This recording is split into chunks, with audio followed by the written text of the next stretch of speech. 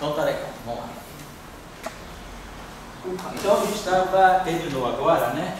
Esse primeiro tempo da aula de hoje, fazendo as equações de Maxwell e de Procca, e agora deixei essa tarefa para casa. Eu acho que eu tinha. Vou comentar mais uma coisinha só. Eu dei isso aqui. Enquanto isso aqui está ótimo. Falar. Deixa eu ver se vale a pena comentar esse ponto aqui. Seria, deixa eu ver aqui.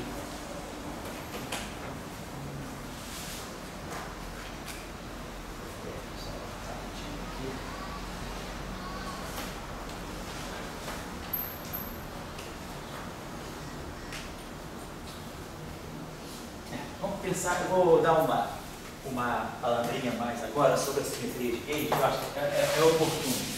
Eu não estava pensando em fazer isso, mas eu acho que assim, acho que já é bom vocês irem fazendo certos, assim, cortando caminho, às vezes, quando puder falar. Vamos pensar o seguinte. Lá da... Deixa eu apagar aqui rapidinho.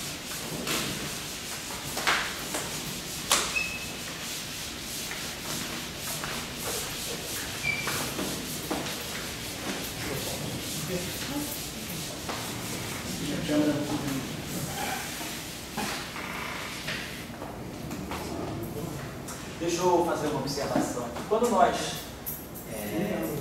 derivamos a equação de Maxwell, quando a gente, por exemplo, derivou as equações de Maxwell, se alguém puder, quando a gente no regime, vamos dizer assim, no regime de Maxwell, né?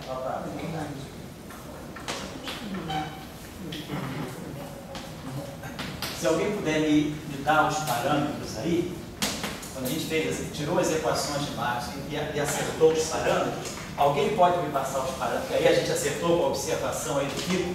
Como é que ficaram os parâmetros, por favor? O A ficou quanto? Zero. O A é zero, não? Não, desculpa, que eu mudei. Era o outro. Era o outro A, esse aqui é o B, Bem. Deixa eu voltar como estava antes, porque agora eu já deixei a tarefa para cá. Chutei. Isso aqui ficou a tarefa de cá. Vamos voltar como estava antes. Aqui era o B, não é isso?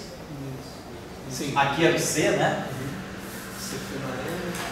Esse aqui era alfa mesmo, né? Era alfa e o outro beta que mudou. O beta, esse aqui era o que? Gama, né? Era beta divergente de A ao quadrado, que era o beta. Esse Aí aí era o gama. esse aqui é o gama, né? Esse é o gama. Depois o que tinha A era o que? Delta? Na M era um psi. Tinha um M elevado, né? A um psi. Tá, então. Aqui tá um psi. E aqui era o que? Um zeta? Um rho. Φ, lambda. Não, peraí. Lambda. Já Era tinha lambda? via ponto. Não, era lambda, não, era um zeta. Zeta. Zero. Então, e aqui se for para tarefa. Então, vamos retomar esse lagrangiano aqui rapidinho. Então, tá, nós tínhamos esse lagrangiano. No regime de Maxwell, quem ficou o quê? O 2B é igual a menos 1, então B menos meio, né? Menos B, B menos meio. É. Tá. Não estou falando besteira, gente. Olha lá, B era quanto? O B para mim era menos meio, o zeta para mim era menos 1. O zeta menos 1. Se eu não copiei errado. Não, se bem que o zeta teve aquela modificação. Lá no final, vê lá. Mas aí ficaria zeta, deixa eu fazer a conta aqui, dá 2B vezes 1, acho que é menos 1 mesmo. Quem que era quem? Porque era menos mi0 y0. É o zeta, não é? Então o zeta é menos mi0 y0, tá certo. É o B que ia mudar. O B não é... É o B que vai ter que mudar, o B tem que ser igual a metade de zeta. Então menos metade, então menos mi0 y0 sobre 2, né? Menos meio de mi0 y0. Tá. E tinha mais o gama do quanto?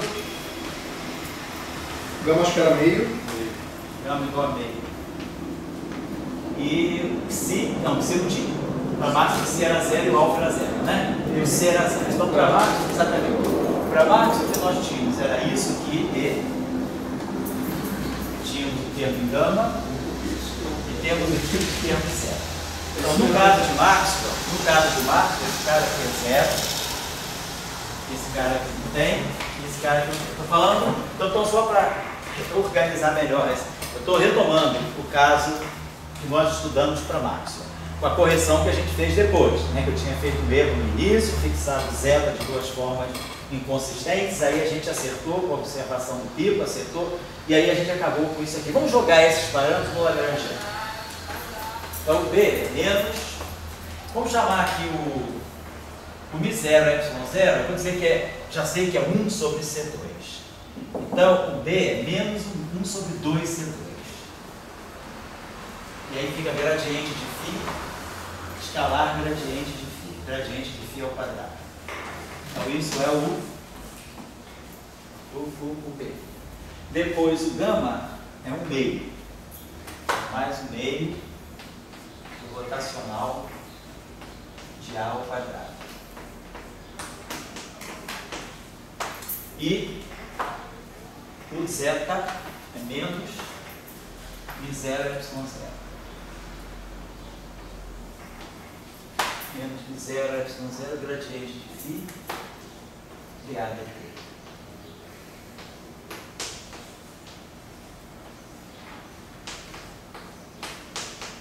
Tá certo. Então vamos fazer o seguinte, então aqui é 1 sobre C2, vamos chamar aqui de 1 sobre C2.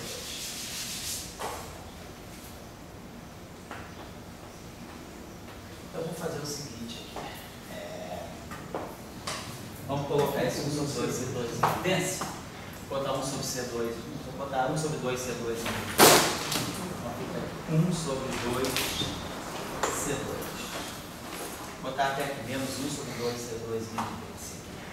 Vai ficar gradiente de φ ao quadrado.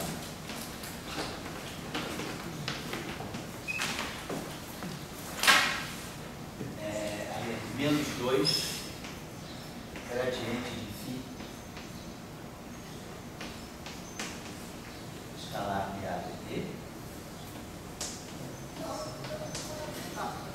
E aí eu coloquei o meio da evidência, então menos C2 rotacional de A ao quadrado. Eu não tinha um DA dt que eu apagava? Esse aqui o alfa não era zero, não, gente. Quando eu olhei aqui atrás, eu acho que parece aqui um... Não era 1? Não, quanto é que era, eu não sei, porque eu não copiei, mas eu estou olhando para dar outra aula aqui. A gente queria que aparecesse um A ponto aí, né? Eu acho que a gente colocou, fixou o alfa na aula de hoje, sim. Era aí, 31 de janeiro. Alexandre copiou o alfa, Alexandre? É zeta sobre 2? Então deve ser. Que era igual a 1. Né? Então, deixa eu procurar aqui no caderno do lado. Então vocês acharam É isso mesmo. A é quanto? É metade do zeta. Então é zeta sobre 2. Então A é menos, perdão, então vamos colocar aqui o A é zeta sobre 2. Então A é menos sobre 2, menos zeta sobre 2 ou zeta sobre 2? É É o alfa. Eu apaguei. Então o alfa Era um alfa que tinha o A ponto, né? É isso aí. Ao Só quadrado. recuperando o termo. Tá? Então esse tema aqui então, era o quê? Um meio de zeta? Então esse zeta aqui é menos 1 sobre E 6. depois que a gente mudou, eu rabisquei os parâmetros para fazer a conta depois de novo, entendeu? Tá certo? Tudo bem. Menos 1 sobre 2C2, é isso? É meio de zeta. Então tá legal. Eu esqueci de colocar ele aqui. Então, deixa eu colocar. Ele estava aqui. Esqueci de colocar ele antes desse termo aqui. Então a gente tinha alfa menos 1 sobre 2C2 a ponta ao quadrado. E A dt ao quadrado, né? Tá certo. Então a gente botou 1 sobre 2C2 em evidência. Então aqui ficou mais de A dt ao quadrado. E aí sim, agora vem o termo que é esse aqui. Botei o em evidência, então ficou menos C2 rotacional de A ao quadrado. Então, ó, esse termo aqui a gente consegue formar. Isso aqui é gradiente de φ. Aqui tem um sinal menos, né? Então eu botei esse aqui é menos, esse aqui está menos em evidência, então esse aqui é mais, perdão, porque esse termo aqui é menos, então é mais. Então a gente vê que esse primeiro termo aí é o quadrado do gradiente de φ mais dAdt ao quadrado, ou é o quadrado de menos gradiente de φ menos dAdt ao quadrado. Isso aqui é exatamente o quadrado do campo elétrico. E isso aqui é o quadrado, é o campo magnético. Então o lagrangiano de Maxwell, ele adquire essa forma aqui. Menos 1 sobre 2C2 é 2 menos C2. D2.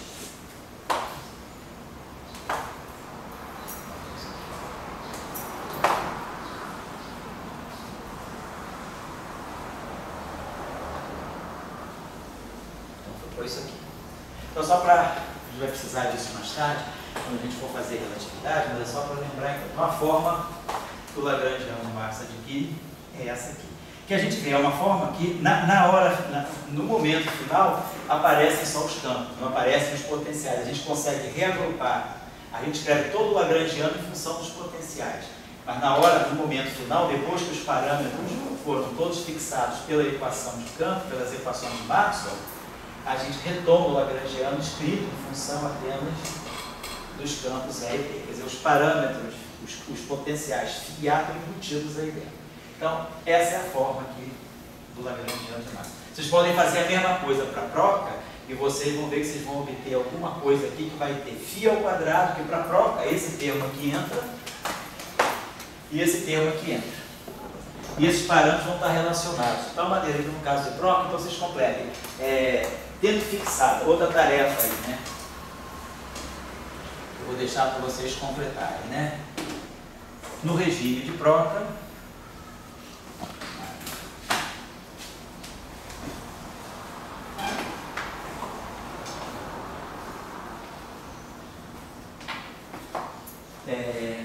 levar, né, os parâmetros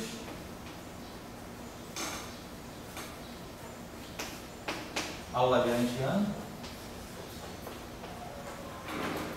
e chegar à sua forma. Vai dar algo, vai dar o mesmo que de Maxwell, vai dar menos 1 sobre 2C2 é 2 menos B2 e vai dar um termo novo aqui, que vai ser o termo de proca, vocês vão acertar aqui, mas vai ser algo do tipo, né? Mas é termo do tipo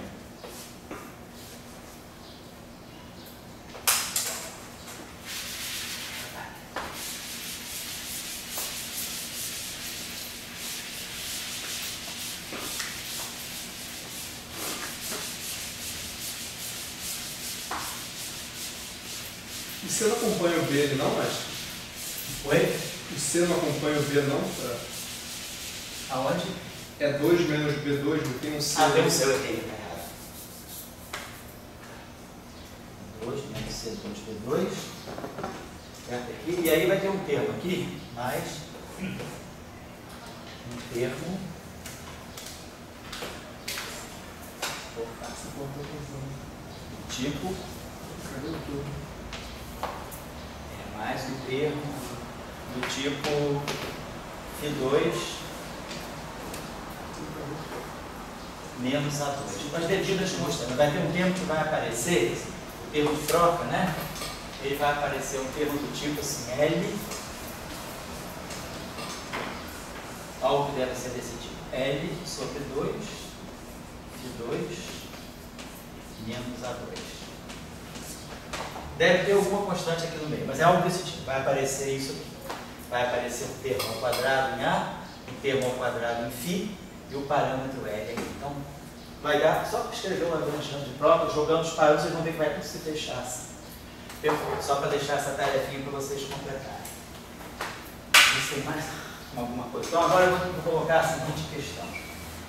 Quando nós escrevemos, por que eu falei isso aqui? Eu queria comentar a seguinte questão. Quando nós escrevemos o regime de Maxwell, nós observamos, né, nós já sabemos lá dos nossos cursos de eletromagnetismo, que o termo de Maxwell, as equações de Maxwell, têm uma invariância chamada invariância de calibre. Por quê? Quando a gente define os campos, né, em termos dos potenciais, menos gradiente de φ, menos A de T, e V igual a rotacional de A. Então, nós temos uma certa ambiguidade nesses potenciais. Se eu pegar o potencial φ e fizer nele uma transformação que me leva ao φ, um novo φ, que vai ser o antigo φ, mais a derivada temporal de uma certa função alfa genérica de t. E se nós pegarmos o potencial vetor que há, colocarmos aqui, fizermos essa transformação, levarmos lá a linha menos o gradiente de alfa. Então, se nós jogarmos, expressar φ em função de φ' e A em função de A', quando eu substituir aqui, eu vou ter que vai ser menos gradiente do φ, mas o φ é φ' menos ddt do alfa. Menos ddt do A. Mas o A é a linha mais o gradiente do alfa. Então, de novo, invocando sempre aquela a continuidade das segundas derivadas, então aqui eu tenho mais gradiente do d alfa dt. E aqui eu tenho menos ddt do gradiente de alfa. Então, esse termo aqui cancela com esse termo aqui.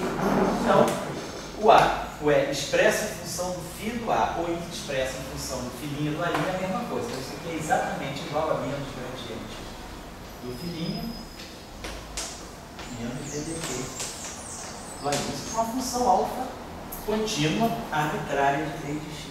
E a mesma coisa vai valer aqui. Quando eu substituir o A pelo A' mais gradiente do alfa, o rotacional do gradiente é zero. Então, isso aqui vai ficar igual a B igual a rotacional do A'. Então, dependendo do alfa, eu posso fazer a transformação que eu quiser, desde que eu faça nessa ordem. Eu posso passar agora de uma linha para um filinho, para o fio duas linhas, do A' para um A duas linhas, usando um parâmetro beta. E aí eu vou ter que, vai ficar duas linhas, duas linhas. Então, eu tenho uma liberdade de redefinir os potenciais sem alterar os campos e, portanto, sem alterar as equações de Maxwell. E, portanto, sem alterar o lagrangiano. O lagrangiano não depende de B, é 2 menos C2B2. Então, faça o que fizer com o φ e com o A, o lagrangiano não muda. O φ e o A estão embutidos aqui dentro de uma tal forma, quer dizer, que isso aqui acontece. Então, isso é o que nós chamamos de invariância de gauge, ou simetria de gauge, invariância de calibre, né? Simetria de gauge ou de calibre do eletromagnetismo. No caso de Broca, isso não acontece mais. Por quê? Porque tem o termo φ. Então, quando eu fizer a substituição de φ pelo φ' e ddt do alfa e o A pela A', eu vou produzir no termo de φ uma derivada temporal de alfa ao quadrado. Mas no termo do A eu vou produzir um gradiente de alfa ao quadrado. Então, não vai ter como cancelar. Então, a eletrodinâmica de Broca, ela não exibe a simetria de calibre. A gente diz que ela viola, né? Então, quer dizer, Maxwell, ele é caracterizado, o campo eletromagnético é caracterizado por essa simetria de gauge ou essa simetria de calibre, que é muito importante. Pois não? Perguntinha. No caso, quando você faz, por exemplo, um boost de Lorentz, o papel do boost é acrescentar uma função desse tipo alfa? No caso? Não, né? Não. O boost não. Porque o boost, ele simplesmente mistura A com φ. Porque, lembrando, já que você sabe relatividade, lembrando que o φ e A são parte do mesmo vetor. Deixa eu escrever aqui para vocês, é importante que vocês tenham atenção. Deixa eu colocar aqui, porque, bom, posso apagar isso aqui. Você entendeu o sentido da minha pergunta? Entendi. Quer dizer, nesse caso... Quando você faz um boost de Lorentz, você não faz uma transformação de gauge. É isso que você está querendo dizer. Sabe que quando eu faço um boost, eu estou fazendo uma transformação de calibre, é isso? É nesse sentido, porque você mantém a invariância de Maxwell. Isso, é o seguinte. Vamos pensar aqui no boost de Lorentz. Nós temos o seguinte, T' igual a gama P menos, vamos ver, V, velocidade relativa sobre C2x. X' igual a gama, x menos VT, fazendo aqui um boost particular, y' igual a y, c' igual a c. Como os potenciais são parte, do ponto de vista da relatividade, são parte do mesmo objeto, e φ tem a dimensão de φ e de c são diferentes, o potencial B é. Vou botar aqui isso aqui. Só para lembrar que é gradiente de φ, estou esquecendo de ensinar, dA dt. E B é rotacional de A. Certo? Então é CD. Então CD, isso aqui é C rotacional de A. Só para acertar a dimensão. E o E é gradiente de φ. Só para ter uma ideia, estou fazendo tudo assim, nas coxas, como a gente diz, só para tirar a dimensão. Então o que eu estou vendo no final do dia é que φ tem dimensão de C vezes A. A dimensão do potencial elétrico é C vezes a dimensão do potencial vetor. Só para fazer análise dimensional. Então, como φ e C são objetos, né? Da mesma forma que x, se eu pegar a coordenada x, ela é C vezes a coordenada t, a dimensão, né? X é CT, do ponto de vista. Então, a gente, quando vai na relatividade, essa grandeza CT, ela é o parceiro relativístico do x. Da mesma forma, ou da mesma forma que o CA é o parceiro relativístico do C, ou então que 1 sobre C φ é o parceiro do A. Então a gente pode pensar que dá para fazer isso aqui. Vou botar CT', CT menos gama V sobre C. Vamos fazer assim. Tá? E aí, vamos deixar assim computar. E aí eu posso colocar aqui CT e aqui V sobre C. Então V sobre C a gente chama de beta. Vou chamar isso aqui de beta. Isso aqui é a velocidade relativa dos dois sistemas de referência. Vamos trabalhar com a coordenada CT, que é sempre melhor porque ela fica homogênea com a coordenada X. Vamos fazer isso. Agora, apagar isso aqui. Agora, do ponto de vista dos potenciais, só para te responder a tua pergunta. Então, φ sobre C, ele está associado com o A. Então, eu posso pensar o seguinte: o φ sobre C, ele faz o papel do T. E o A é a parte vetorial, faz o papel do X. Então, se eu fizer uma transformação de Lorentz, um boost de Lorentz nos potenciais, eu vou ter C vezes φ' sobre C. O C vai cancelar com C. Então, eu vou ter φ' vai ser igual a gama. T é φ sobre C, então vai ficar φ menos beta AX.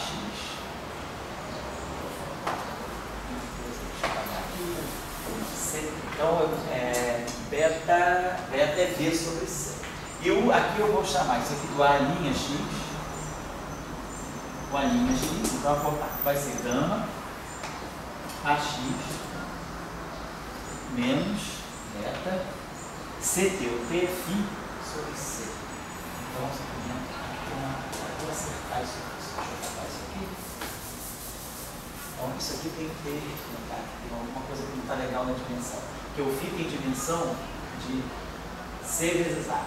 O A é φ sobre C. Então, o que deve ser aqui?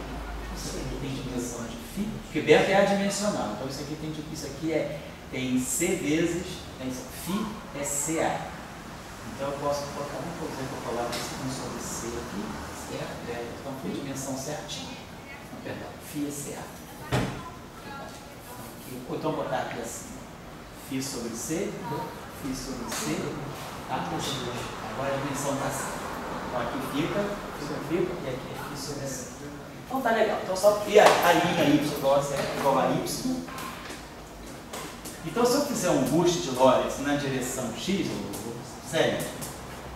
os potenciais se transformam desse modo. Então você vê que um boost não corresponde a uma simetria de gauge, porque, por exemplo, se você está num sistema de referência onde o A é zero, quando você faz a mudança de referencial aparece o φ. Então não é a mesma coisa que uma simetria de gauge, porque o boost ele mistura o φ com A. A simetria de gauge ela atua só no φ, só no A, separadamente. Então o boost de Lorentz Quer dizer, uma simetria de gauge, uma transformação de gauge, perdão, ela nunca pode ser correspondente a um boost. O boost é a simetria de Lorentz, que é uma simetria diferente da simetria de gauge. São duas simetrias completamente distintas. Claro para vocês?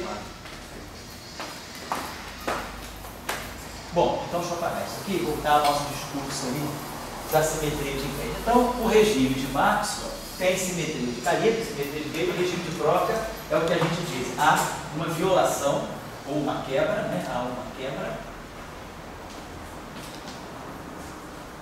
ou violação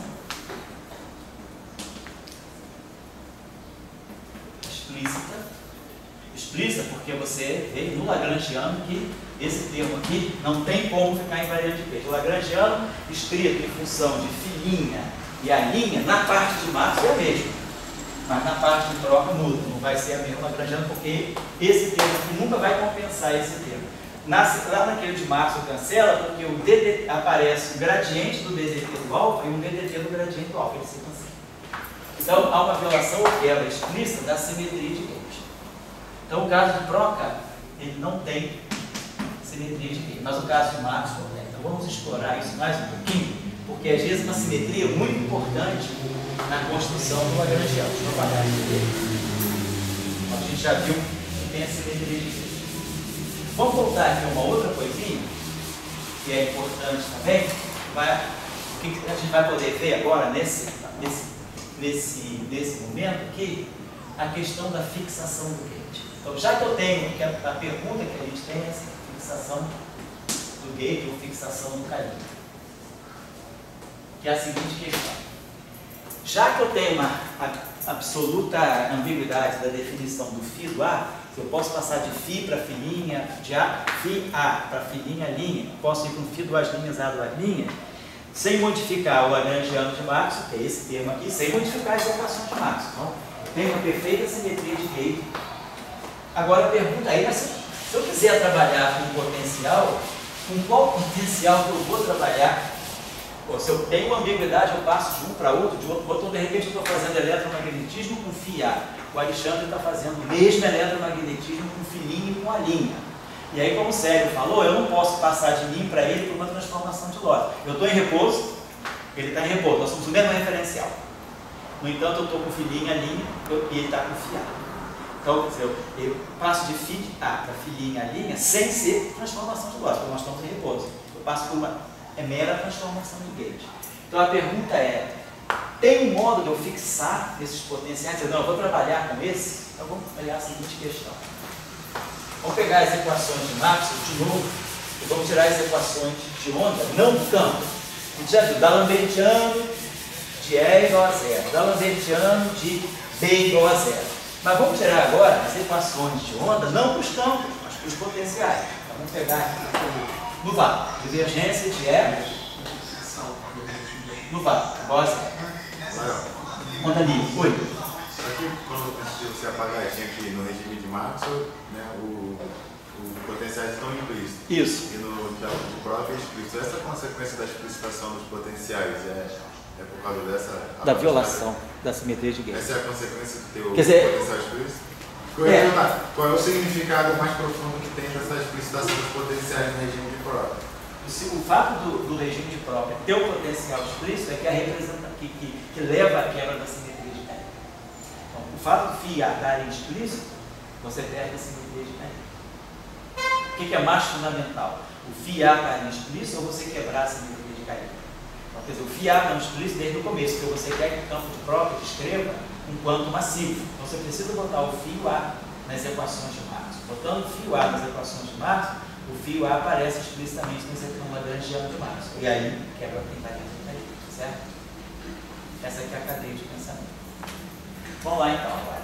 Divergência de E igual a zero, rotacional de E. Bom, as equações de homogêneas, né? Faradaylense e magnetismo, a equação de Gauss magnetismo, elas são identidades quando a gente coloca os potenciais. Não preciso nem escrever, porque quando eu escrevo rotacional de E igual a menos dV/dt, quando eu substituo pelos potenciais, fica zero igual a zero.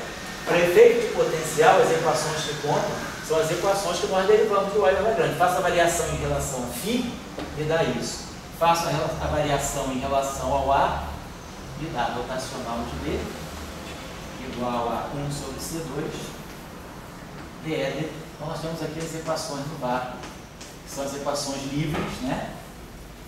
Obtidas pelo princípio variacional. Substituindo agora pelas equações, pelos potenciais, então vamos lá. Divergência de E é divergência do gradiente, então do φ. Vai ficar menos laplaciano do φ. Menos dA dt. Então menos ddt do divergente do A. Então aqui eu não tenho claramente uma equação de onda. Inclusive o φ está misturado com A. Vamos pegar essa equação aqui, rotacional de B. Gradiente da divergência menos laplaciano. Divergência de B é zero. Então quando eu tirar, desculpa, rotacional de A, né? Perdão, rotacional de A. Gradiente da divergência de A. Então vamos lá, gradiente da divergência de A. Menos o laplaciano do A. Então tá lá, rotacional de A. Gradiente da divergência menos o laplaciano. Estou substituindo E e B para os potenciais. E aqui desse lado aqui vai ficar 1 sobre C2 ddt do menos o gradiente de φ menos dA dt. Vou botar esse menos aqui. E menos dA dt. Então vai ficar menos 1 sobre C2 d2 dt2 do A. Para o A, ó, a coisa fica melhor. Aparece uma equação de onda. Ó. Eu jogo esse termo aqui para lá, então eu vou produzir d'Alembertiano do A. Esse termo aqui e esse termo aqui se juntam no d'Alembertiano quando eu trago esse termo aqui para cá. Então ficou lá. Agora, esse termo aqui eu jogo para lá. Então ficou igual, ou posso jogar o outro para cá. Vai passar mais 1 sobre C2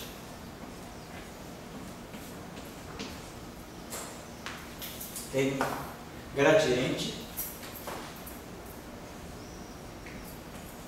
do ddt do φ e mais a divergência do A.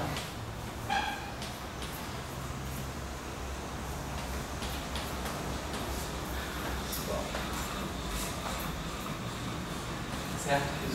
Passei esse termo aqui para lá. Não, passei esse termo aqui para... Não, peraí, não passei esse... Perdão.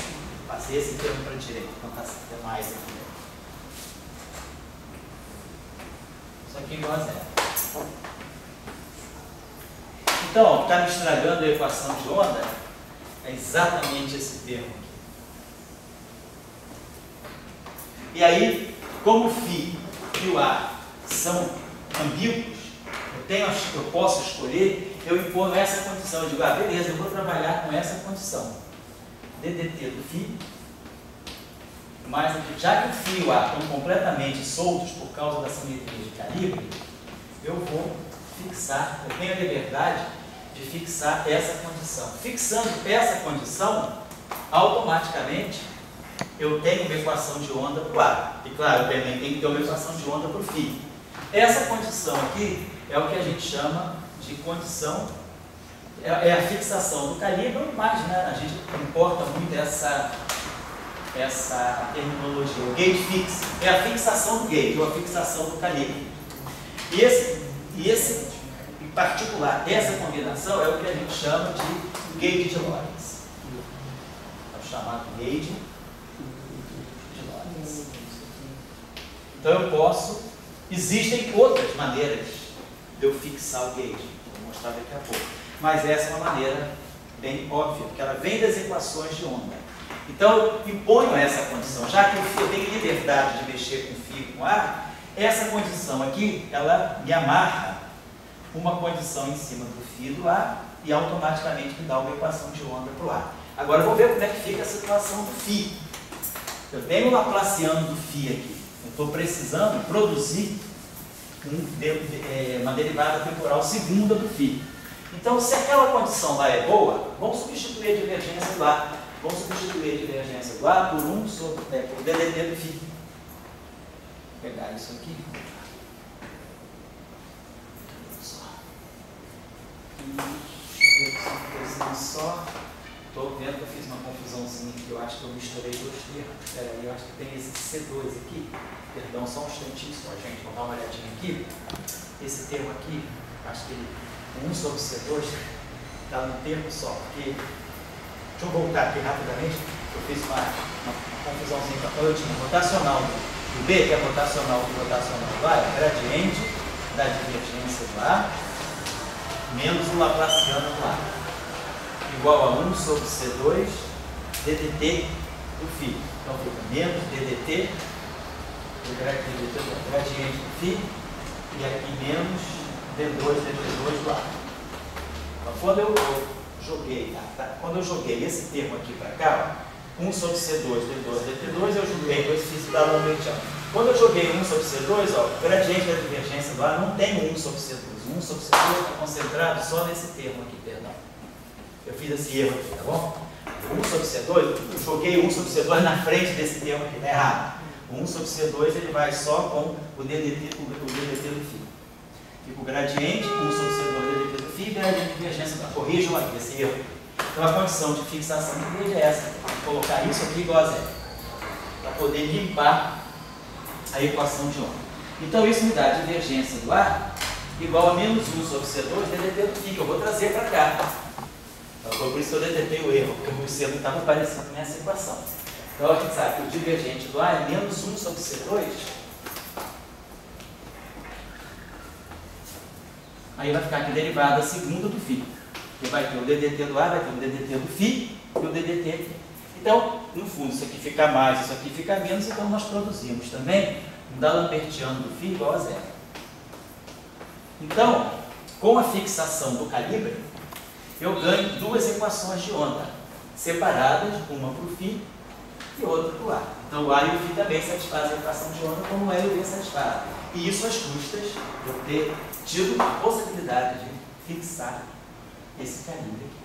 Então isso é o que a gente chama de fixação de calibre. Existem outros modos, esse é o chamado condição de Lorentz, e esse gauge é muito popular, porque ele é o mais usado em teoria. Quando o campo é quantizado, é mais interessante usar ele. E também, teoria da radiação, quer dizer, ele também pela vantagem dele ser invariante, ele é um gauge invariante de Lorentz. Nós vamos aprender depois, se eu fizer uma transformação de Lorentz, quando eu faço uma mudança de referencial, eu vou mudar o T, vou mudar o φ, vou mudar as derivadas espaciais e vou mudar o A. Essa condição continua zero. Se isso aqui é zero, um sistema de referência, ao fazer qualquer transformação da relatividade especial, essa condição continua sendo zero. Então, esse gauge fixing, que é o gauge de Lorentz, a vantagem dele é que ele é um gauge invariante sobre transformações de Lorentz. Ou seja, a gente chama esse gauge de um gauge covariante. Gauge covariante. Covariante no sentido de que ele não muda por uma transformação de Lorentz. Se eu fixar, se isso aqui é zero, em um sistema de referência, qualquer observador que se move vai encontrar isso aqui zero. Então essa que é a questão que nós estamos colocando. Agora, existem outros gauges que são interessantes também. Tem um chamado gauge de Coulomb, tem um chamado gauge temporal, tem vários, vou botar aqui, tem várias escolhas. Vou mencionar alguma, mas não vamos usar todas. Tem várias escolhas, vários gauge fixings. No curso de eletromagnetismo, né, a gente estuda também outros gages. Então, vários gauge. Então, o primeiro que a gente escolheu aqui foi o gauge covariante de Lorentz. Eu vou omitir a palavra covariante, porque já está implícito, é o gauge de Lorentz. Que é essa condição entre φ e A. Então, eu posso escolher φ e A desse modo aqui. Aí fixa a ambiguidade. Depois tem o chamado gauge de radiação.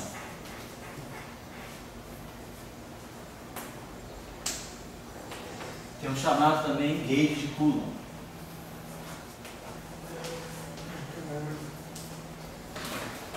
Tem o chamado gauge de Landau. Tem o chamado gauge axial.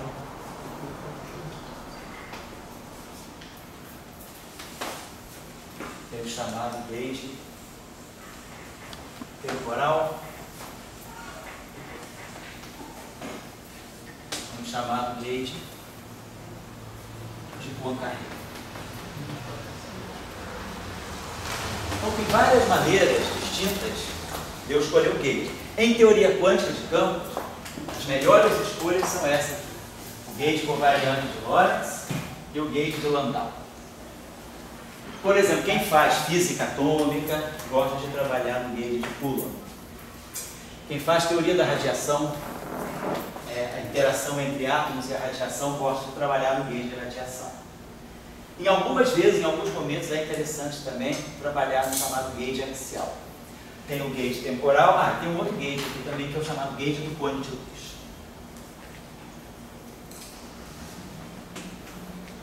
A discussão de escolha do gauge é uma discussão muito rica. Tem até conferências sobre isso. Tem conferências sobre gauge fixings não convencionais. Então tem várias maneiras de fixar o gauge, e aí tem toda uma discussão se as fixações do gauge são realmente adequadas. Tem sempre um pouco de discussão sobre a questão da fixação do gauge. Então, mas nós, em teoria quântica de campos, gostamos mais de trabalhar nesses 3 gauges aqui. O gauge do cone. Bom, na verdade, 4. Tem esses aqui. A gente gosta, o mais popular é o gauge de Lorentz e o gauge de Landau. O gauge axial também é popular por certas razões, o gauge do cone de luz também. Sobretudo em teorias supersimétricas, gosta-se muito de trabalhar com o gauge do cone de luz. Então, o que é o gauge? O que significa o gauge? Significa... Oi, olha. O gauge de Coulomb é mais popular, né? Mais popular, por exemplo, para uma física mais, vamos dizer assim, uma física mais ligada à física atômica, ótica, em ótica quântica o pessoal também gosta do gauge de Coulomb. É mais popular, assim, para uma física que é menos fundamental, vamos colocar assim. Mas quando você vai para... Botas ao φ igual a zero, assim. Pois é, mas isso aí é sobre certos... mas aí você quebra a covariância de Lorentz. Então, numa teoria relativista, não é bom escolher o gauge de Coulomb. Ele não é adequado, não é impossível, não é errado, mas não é adequado, porque ele não respeita a simetria de Lorentz. Então, nós temos, para nós, da teoria quântica de campo, né, física de partículas, nós vamos gostar de trabalhar nesse gauge, nesses 2 gauges aqui e nesse. Bom, mas os mais populares são esses 2 aqui, mais populares. Agora, vou falar para vocês rapidamente do gauge de radiação e do gauge de Coulomb, só rapidamente, mas a questão da escolha significa isso. Quando você diz que escolher um gauge, significa que você impôs alguma condição que te permite eliminar a ambiguidade que você tem no fio A. Porque agora, se eu agora faço uma transformação de gauge aqui, isso aqui não é invariante. Quando eu substituir isso aqui por um DDT do alfa e isso aqui por um gradiente do φ, eu não vou ter como cancelar. Então essa condição aqui, ela elimina a ambiguidade, porque se essa condição fosse a mesma para linha e filinha, eu ia continuar com a ambiguidade. Eu posso botar isso, mas esse eu passo para filinha e para isso continua válido. Então, a vantagem do gauge fixing é quando você impõe isso para uma condição, as outras escolhas que você poderia fazer indo para a linha e para a filinha não respeitam mais essa condição. Então, você quebrou a ambiguidade, porque aí você tem que trabalhar com isso aqui.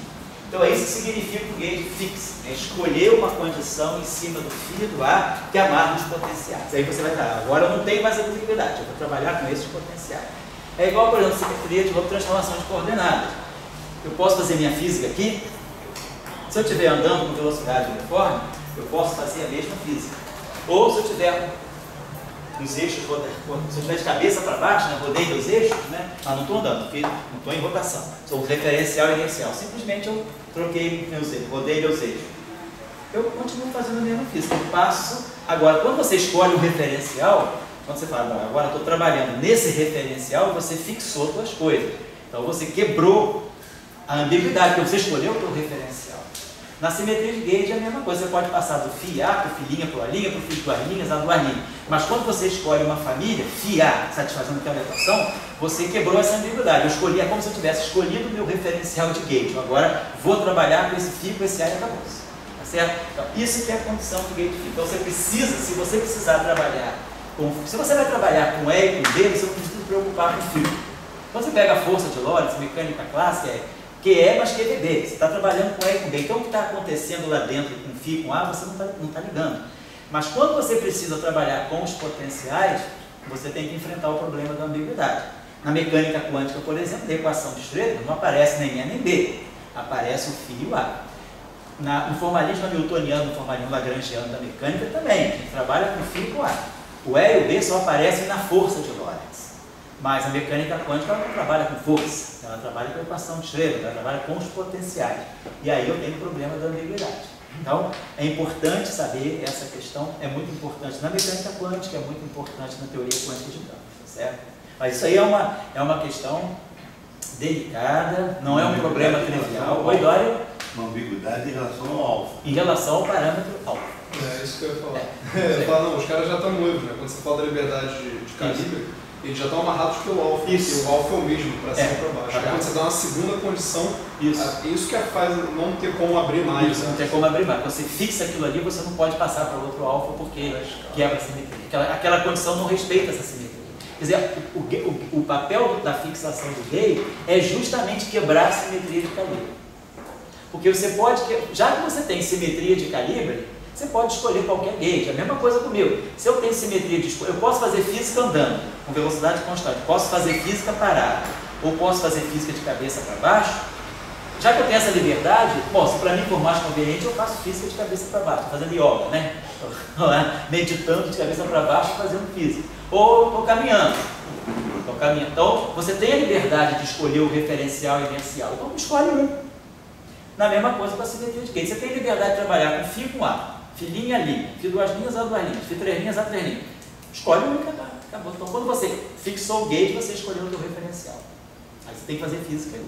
Eu não posso fazer metade da equação desse sistema e metade da equação do sistema de cabeça para baixo. Aí você escolheu um sistema, eu vou fazer física desse sistema. Aí eu faço toda a minha física ali. Então, no momento que eu escolhi uma condição de calibre, seja uma delas, qual delas for, a que for mais conveniente para mim, eu escolho, aí eu vou fazer física com aquela escolha de calibre, certo? Mas nesse caso, quando você fixa dessa forma, por exemplo, esse conjunto de Lorentz, aí você escolheu um tipo de alfa específico. Eu escolhi um alfa, isso aí que me fixa um alfa. Exatamente. Porque isso aqui está me dizendo o seguinte, você tem essa condição aqui, deixa eu apagar isso aqui.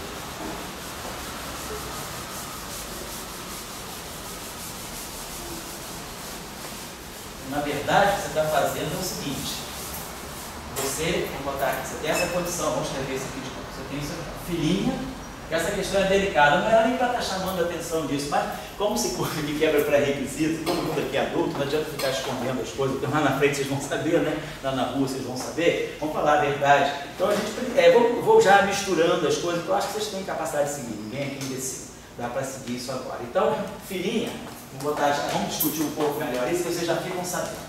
Então, simetria de calibre. Então, a ambiguidade está toda aqui. Vamos escrever aqui. Essa é uma discussão profunda, que não é trivial. Tem grupos, assim, tem pessoas que fazem a pesquisa delas muito ligada à escolha de calibre. O cara fica trabalhando com isso, vendo consequências, né? Então, é uma questão importante. Bom, nós fizemos essa é a simetria de calibre. Deixa eu apagar isso aqui. Suponhamos, então, que eu esteja com um φ com A genérico. Então, eu vou pegar essa condição, então, vamos pegar essa equação aqui, 1 sobre C2, DDT, vou aplicar esse operador aqui, igual a 1 sobre C2, DDT do φ, mais 1 sobre C2, D2, DT2 do alfa. Apliquei 1 sobre C, DDT a essa equação aqui. E vou aplicar a divergência a essa equação aqui. Divergência do A' igual a divergência do A menos o laplaciano de alfa. E vou somar essas duas equações. Então eu vou ter desse lado aqui da Lambertiano do alfa, somando as duas equações. Eu produzo da Lambertiano do alfa,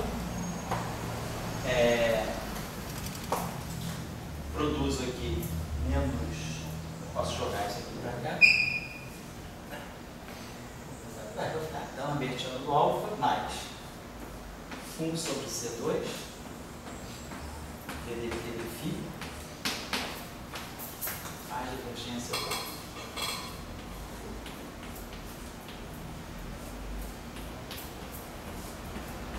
igual a 1 sobre C2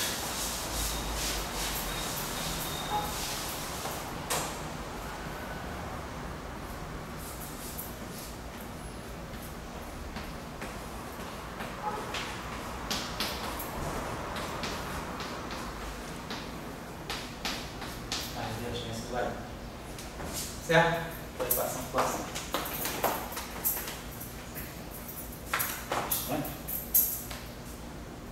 Nós começamos o método. Ele não está certo. Tá. Tá 2,5, né? Entendi. Você está dando 1,5 depois. Tá certo. Então vamos lá, nós temos essa equação. Observe o seguinte: se nós, por enquanto, está tudo arbitrário. Mas eu posso fazer assim. Suponhamos que eu tenho uma configuração de campo φ. Estou com φ genérico. Se eu agora escolher esse alfa, a pergunta é, será que eu posso escolher esse alfa? Então, φ são dados. Mas não estou dizendo que isso aqui é zero. Estou dizendo, eu tenho φ, tenho A e tenho essa combinação de φ de A. A pergunta é, dados φ A,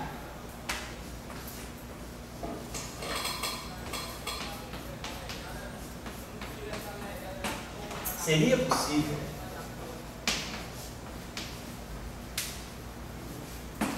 escolher alfa de tal forma que a equação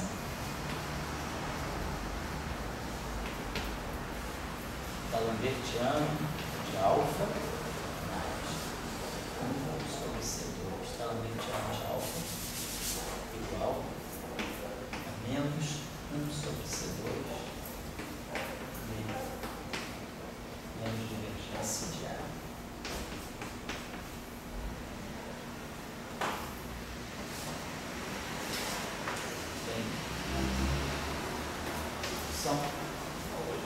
Então a pergunta é essa: será que é possível escolher uma função alfa de t e x de tal forma que essa equação aqui tenha solução? Por quê? Se essa equação aqui tiver solução, significa que isso é igual a menos isso.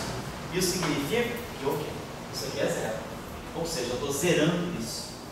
O que significa, então, a escolha de calibre? Significa, no fundo, dado φ A quaisquer, eu posso passar de φ A para φ' A'. Então, a transformação de calibre, ó, aquela condição, essa combinação aqui, a transformação de calibre dela é essa. Eu estou dizendo aqui, DDT de φ' mais divergência do A' é DDT de φ mais divergência de A mais o Laplaciano, mais o da Lambertiano de φ. Isso aqui, essa condição, então, não é invariante de calibre. Isso aqui, se eu puder, isso aqui tudo linha, isso aqui é a transformação de calibre dessa quantidade, que é a quantidade antiga mais isso aqui. Então, isso aqui é a mudança, é a variação dessa combinação dos potenciais. Muito bem. Então, se eu tenho potenciais genéricos, a pergunta é, será que se eu escolher, passo daqui para cá, com essa transformação, mas será que eu posso escolher, se eu estiver com essa escolha de φ de A, estou com φ A, aí eu vou buscar um alfa tal que da Lambertiano de alfa, mas isso de zero. Isso significa o quê? Que eu passei para uma configuração em que isso aqui seja zero. Ou seja, eu me justifico. Se eu estiver trabalhando com uma configuração qualquer, eu posso escolher um alfa de tal maneira que essa solução, essa equação desse lado esquerdo seja zero, ou seja, eu passei por uma configuração que eu zerei isso. Então, para eu poder chegar e dizer, eu posso escolher isso, é porque uma equação desse tipo tem solução. Então, do ponto de vista da matemática, a resposta é sim. Esse operador aqui nós vamos aprender ao longo do curso, nos cursos de eletromagnetismo a gente fala, esse operador tem o inverso, eu posso inverter esse operador. Esse operador aqui tem uma função de grego. Do ponto de vista funcional, isso significa o seguinte: quando eu tenho uma equação diferencial, esse O de x é um operador diferencial, pode ter derivada segunda, não importa. Atuando numa função, isso aqui sendo igual a outra função, a gente diz que esse operador, o que significa? Se isso aqui fosse uma matriz, eu inverteria esse problema, dizendo f é igual a O menos 1g. Se o problema fosse matricial, eu inverto esse operador, boto ele aqui e tenho a solução. F é a inversa desse vezes esse. No estudo de funções, eu posso fazer a mesma coisa. Formalmente eu posso dizer, a minha função f de x é esse operador menos 1 atuando no g. Mas isso é simplesmente simbólico. O que significa isso? Isso significa o seguinte: quando eu tenho um problema desse tipo aqui, eu tenho que resolver esse problema. Eu posso escolher, tenho esse operador, pergunta, existe uma função g de x menos y, tal que esse operador atuando nessa função dê a identidade. A identidade do espaço de funções é um delta de Dirac. Então, se esse operador atuando numa função delta de x, g de x menos y, me dá o delta de x menos y, isso é a condição de inversão. Isso aqui significa, funcionalmente falando, que esse objeto aqui é o inverso desse operador aqui. Então, se isso aqui é possível, ou seja, se eu posso inverter esse operador dessa forma, isso significa que a minha função f de x é a integral em dy de g de x menos y, g de y. Ou seja, se eu aplicar o O de x aqui, vou aplicar o operador O de x aqui. Como esse operador só depende da coordenada x, ele entra nessa integral.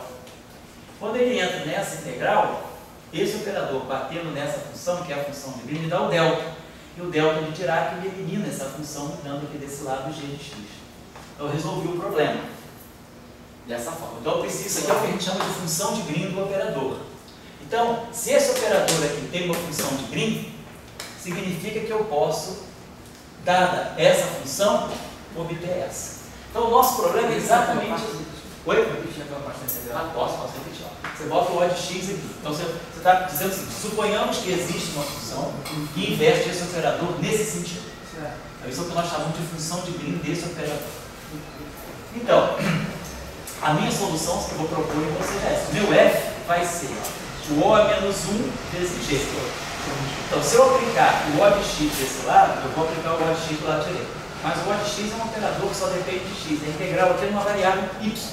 Então, esse O de x entra aqui.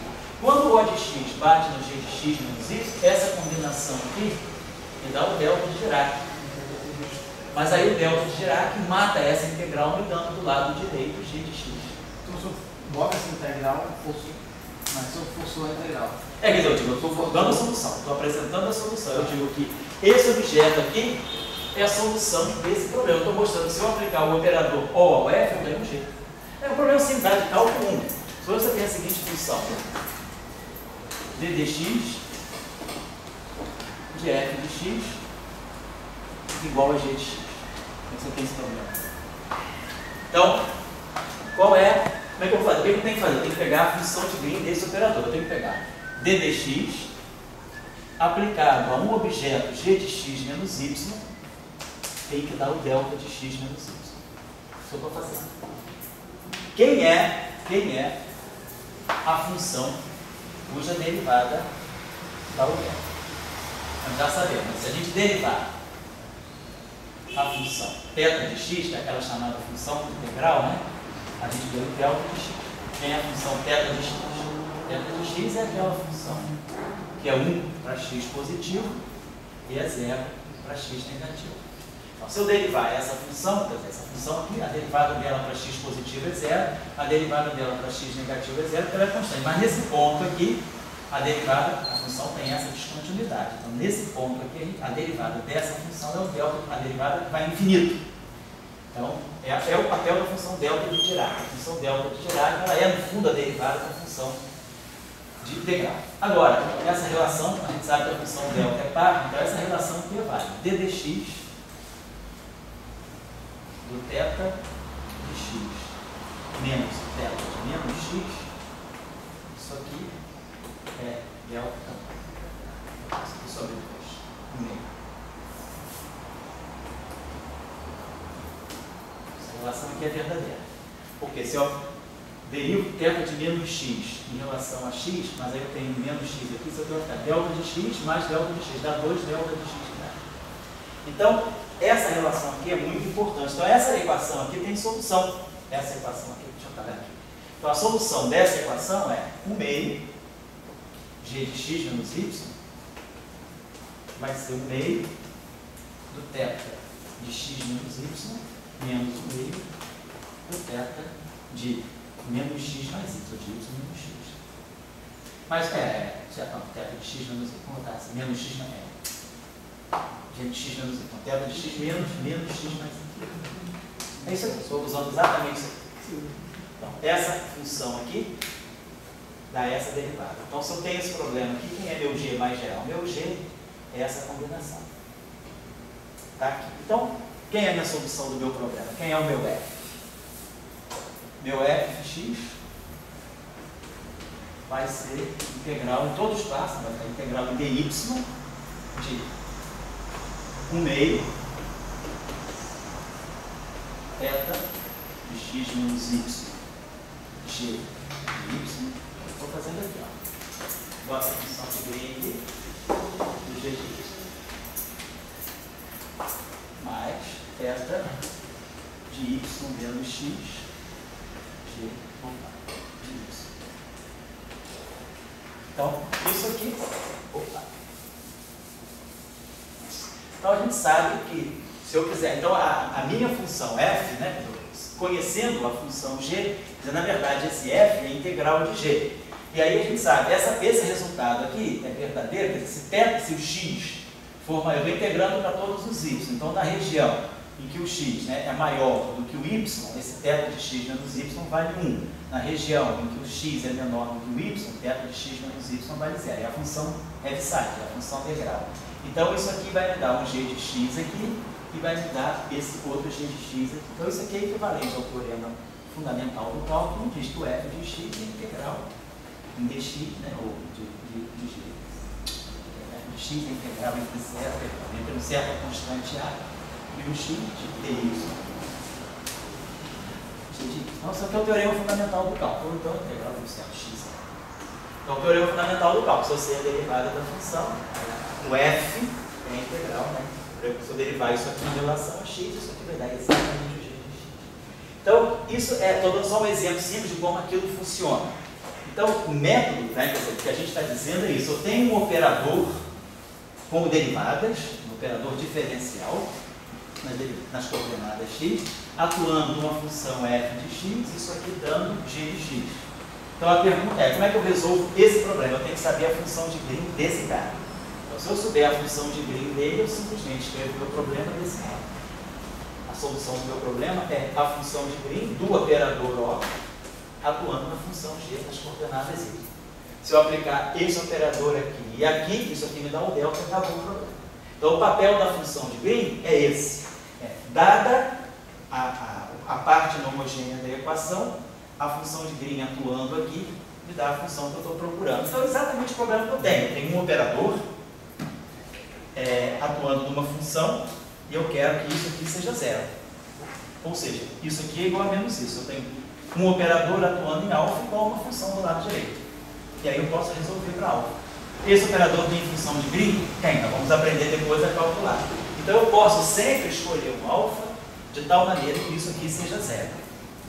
Então, se isso aqui é zero, isso me habilita a dizer que eu posso sempre, se eu tiver uma configuração genérica, FIA, que não satisfaz a nada, eu posso sempre fazer uma transformação de gauge em cima do φ do A, de tal maneira que o parâmetro alfa feche essa equação. Ou seja, me leva dessa configuração que é genérica para essa que satisfaz a essa condição.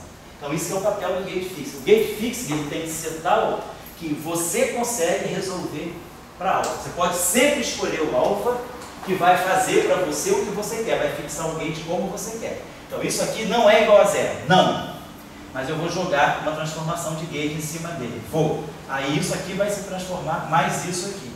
Se eu escolher o alfa para que essa equação seja satisfeita igual a zero, no fundo eu passei daqui para cá igualando isso a zero. Então, é isso que é o gauge fix. Certo? Bom, então eu estou só abrindo essa questão para colocar para vocês aquilo que o Célio falou. Então, eu posso sempre buscar, o papel do gauge fix é fixar o alfa. Eu agora não tenho mais liberdade de alfa, porque o alfa já foi fixado. Alfa é tal que ele é a solução dessa equação aqui. Então, dada uma configuração de campo qualquer, eu fixo o meu alfa a partir dessa configuração de campo por essa equação. E isso aqui automaticamente me diz que DDT de filinha mais divergência de A' igual a zero. Ou seja, eu posso sempre trabalhar com uma combinação de DDT de φ e divergência de A por causa disso aqui. Não, mas o fixo, um gauge fixo, se eu precisar, por exemplo, foi com A e φ sem ser linha, né? Por exemplo, isso. Aí você passa por uma configuração. Passar por A, poderia fazer o contrário também. Você poderia jogar o filinha a linha para cá e deixar o φ A aqui. Aí você está numa configuração filinha a linha, você vai ser. É só renomear as coisas. Certo? Você escolhe um para ser zero, né? Escolhe um para ser zero, isso, exatamente. Aí você vai trabalhar com aquele que é zero. Aí todos os outros vão ter alfas mais que aquele que eu escolhi seja Isso, exatamente. Cada classe você vai escolher um alfa. Então tá legal. Só para finalizar aí. Teria sentido você botar esse termo de gauge fixo na lagrangiana de calcula o teorema de Necker?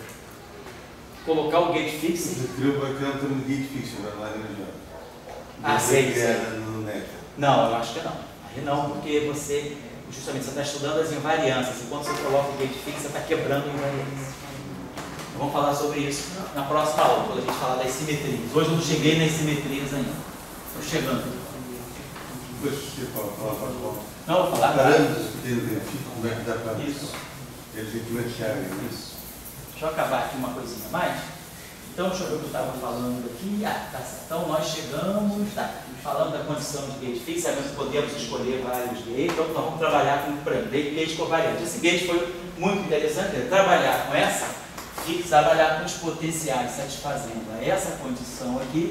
É interessante porque nós temos as equações de onda também para os potenciais. As equações de onda não valem só para os campos, mas valem para os potenciais. Isso, essa escolha de gauge, esse calibre chamado calibre de Lorentz, me leva à condição de que D'Alembertiano de φ é zero e o D'Alembertiano do A também é zero, separadamente. Eu tive uma experiência de gauge fixo com termos, né? Eu até então estudava gauge fixo assim, todos não sabiam bem mais isso aí. Que é o doutorado. E na hora de fazer o trabalho lá, que ele trabalha com ele, e daí ele pegou e fez no gauge de Coulomb. Ah, fez no gauge de Coulomb. E o mesmo resultado. O público, a gente assim, não sabe, daí tem um negócio assim, mas deu mesmo um trabalho assim. Pesado. Pesado. E no final de tudo deu o mesmo resultado. O resultado dele, digo, porra, cara, assim. Deveria ser, né? Tem variância de gauge. Você trabalha, você vai para o outro gauge, trabalha para caramba. Às vezes um gauge é muito mais complicado do que o outro. Mas no final, as respostas físicas, elas não vão depender do gauge, né? O que é físico não deve depender da escolha de gauge. Como é a mesma coisa, a física não deve depender da escolha do referencial. Se eu sou referencial inercial e você também, para mim F é igual a MA, para você F é igual a MA, F é igual a dPdt, F é igual a dPdt. A escolha de referencial, divergência de E igual a J. Né? Oi? Eu acho que a física, não depender da simetria, porque o campo elétrico é invariante de gauge. Eu acho que todo mundo entende razoavelmente. Agora, depois a física, não depender do gauge, é bem mais sutil do que o sistema da referência. Sem dúvida. Você tem uma simetria, ela afeta aquilo que você está trabalhando, mas ela não afeta a física. Indiretamente, ela não chega na física, né? Fica no meio do caminho, porque ela morre ali no meio dos potenciais. Talvez, porque o professor deu uma solução para ali, e o rapaz lá da Lapa, que eu esqueci o nome, perguntou... Alexandre. Você deu uma resposta e trouxe... porque talvez, de acordo com aquele operador, essa resposta seja única, né? Aquele operador ali. Então, talvez essa unicidade faça com que não tenha outras soluções diferentes, né? Você dá sempre a mesma coisa. Porque... Sei, não é por aí não, porque é mais complicado. É mais complicado que isso? É mais complicado que a associação. Sobretudo na teoria quântica. Mas é bom que você pense. É bom que então não é tão inocente quanto, não, tá certo. quanto eu gostaria. Isso é bem mais difícil, é mais profundo. Mas deixa eu só chamar a atenção para uma outra coisa. Então, fizemos a escolha do gauge covariante dentro dessa base. Vamos olhar de novo aqui um instantinho só. A equação de Maxwell no vácuo de novo. Vou pegar a radiação livre. Então, voltar aqui de novo. Divergência de E igual a zero. E rotacional de D igual a 1 sobre C2 dl. Vamos voltar de novo a essa equação. Professor, mas a gente também poderia tipo, fazer algum tipo de vínculo que na equação de movimento desaparecesse, né? Ficasse as equações iguais, assim, né? Impor um vínculo que não seja gate fixo. Exatamente, né? Pode. Nas equações de movimento, né, elas ficam... Agora, a única questão de você impor o vínculo, na teoria clássica tudo bem, mas na teoria quântica isso aí pode complicar um pouco. Tem que ver que vínculo é esse, tá? Mas você, na teoria clássica, não teria problema. Tem as mesmas equações aqui. E aqui no início, né, as equações de movimento aqui. Desde que o teu vínculo seja invariante de gate, por exemplo, né? Para ele não ser um gate fixo, tá? Aquele problema do Aharonov-Bohm, aquele fenômeno lá, o gauge também não entra, ele não aparece. Não, quer dizer, quer dizer, na verdade, quer dizer, no Aharonov-Bohm você ganha uma fase. Quer dizer, aquilo que seria a mudança de acordo com o gauge está numa fase, mas aí a fase não afeta a função de onda. Agora, ele tem um efeito físico, quer dizer, o papel da simetria de gauge é isso. Você tem algo que depende do gauge, ele pode ter uma consequência física, mas a grandeza física é invariante de gauge. A simetria de gauge ela fica por trás, ela faz as coisas, mas ela não aparece. No efeito Aharonov-Bohm, né, você tem um efeito físico, você vê uma interferência, essa interferência você vê, e você tem um fenômeno de gauge aí, mas aquilo que seria a variação devido ao gauge, ele fica na fase da função de onda, e aí a fase da função de onda não altera a probabilidade, tá? Mas ele é um efeito de fase, ele é um efeito de fase e é um efeito que está ligado, você pode mexer nessa fase por uma transformação de gauge. Talvez na próxima aula eu possa falar disso. Vou fazer na próxima aula, eu vou fazer o seguinte, eu vou fazer a formulação lagrangiana da equação de Schrödinger. E aí, fazendo a formulação, obtendo a equação de Schrödinger como uma equação de campo, dentro de uma teoria de campo, essa questão da simetria de gauge fica bem interessante. Eu vou fazer isso na próxima aula, então não vou me esquecer. Sábado que vem, vamos fazer o lagrangiano, que dá origem à equação de Schrödinger, e aí vamos discutir a questão da simetria de gauge na fase da função de onda, e aí a gente conecta com a Aharonov-Bohm. A simetria de gauge, ela fixa o alfa, né? Isso, ela fixa o alfa. Quando você escolhe o gauge, você fixa o alfa. Mas ela dá ao mesmo tempo aquela liberdade de ter o campo elétrico, tudo com o campo potencial, com um alfa variando, né? Isso. Você varia o alfa, quer dizer, você varia os potenciais de acordo com o alfa. Agora, quando você fixa o gauge, quando você chega e diz, isso aqui é zero, quando você escolhe uma configuração e diz, isso aqui é zero, quando você pegou alfa igual a 1 sobre delta, isso, quando você chegou a essa condição aqui, você escolheu uma família, tá? Você passou do filho A, o filhinho ali, que satisfaz, você chegou, escolheu o alfa que satisfaz essa equação. Se o alfa satisfaz essa equação, quando eu chegar aqui, isso aqui é zero. Então, eu fixei o gauge. Agora, nesse momento, você já não tem mais liberdade de alfa, porque o alfa já foi fixado. Você já escolheu o alfa. A escolha do gauge significa acabar com a arbitrariedade do alfa. Escolher o gauge significa fixar o alfa. O alfa é a solução dessa equação. Filinha não é igual ao φ mais grande de alfa? Aí, esse filinho que está aqui, ele é φ mais gradiente de alfa, mas agora o alfa é fixado. Não sei, o alfa tem uma solução, ele não é arbitrário. Mas é uma função, né? É uma função, é uma função de tx, mas que é fixada por essa equação. Se você conhece φ de tx e a de tx, você resolve, você sabe quem é alfa de tx. Então você fixou o alfa. Com esse alfa agora, isso aqui é verdadeiro.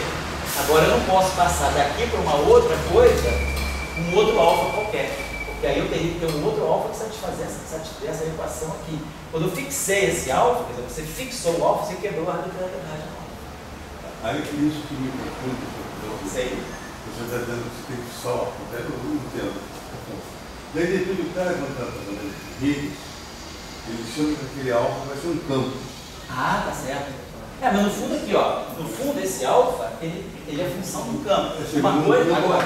Isso, mas você pode escolher o gauge de tal maneira que o teu alfa também seja um campo. Pode acontecer isso, dependendo do modelo que você tem. Ao fixar o gauge, você pode acabar que o teu alfa não seja a solução de uma equação diferencial envolvendo o campo. Ele seja o próprio campo da teoria. Pode acontecer isso. Lembra quando o alfa, eu vou dizer que o Tá certo. campo é uma coisa livre. Certo. E outra é o alfa, que você pegou uma equação para ele. Entende-se? Então, quer dizer, essa equação que você pegou para aquele alfa e fixou, aquele campo talvez tenha uma outra equação, uma relação. Às vezes não é a mesma, entendeu? E aí, por exemplo, eu entendo no modelo padrão, você chama do alfa de campo e ele fixa o alfa. Não sei. Lá no modelo padrão, não, você fixa o alfa pelo campo, então, e aquele campo desaparece. Quer dizer, quando você fixa o alfa pelo campo, aquele campo desaparece. O que aconteceu? Quando você fixou o alfa por isso aqui, agora não estou mais com fio com ar, estou com outros campos, com outros potenciais. Tem linha e a linha que satisfazem essa equação. Agora, pode acontecer, como no caso do modelo padrão, quando você escolhe o chamado gauge unitário, você fixa o parâmetro por um próprio campo. Então, aquele campo desaparece junto com o parâmetro. Esse campo aqui desaparece junto com o parâmetro. Mas lá você não está fixando, né? Lá você está zerando o campo. Em vez de dizer que a derivada do campo é zero, você diz que o próprio campo é zero. Você zera o campo. Ali seria uma outra maneira de falar de fixação do gauge. Oi? Ali seria uma outra maneira de usar fixação do gauge. Seria uma outra maneira de usar a fixação do gauge, exatamente. Então, tá certo? O que é interessante para a gente do gauge é que o gauge estima do alfa. Então, alfa, simetria, até a gente chega, simetria, uma coisa assim. Então, por exemplo, a gente pegou, na viagem, tinha uma apostila, que está ali, né? Que a Argentina apareceu lá na PUC, uma apostila que você fazia campo compensador. Isso. Então, você com a alfa, você compensava e criava interação. Então, aquela interação era fruto de uma simetria. Então, dava para entender. Depois apareceu essa coisa de o alfa ser um fixador de gauge. A gente fica assim, meio assim, porque não é a mesma coisa que aquela coisa que o Luciano falava da relatividade sobre a diferença. Não tem igual, não.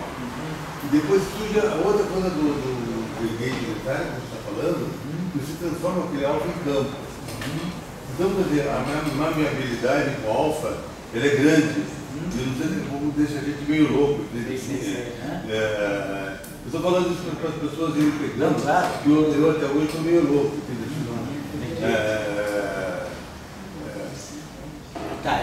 Nós vamos voltar a isso. Vamos contar vocês. Semana que vem vamos trabalhar mais isso aí. Não vamos deixar a questão ficar meio no ar, não.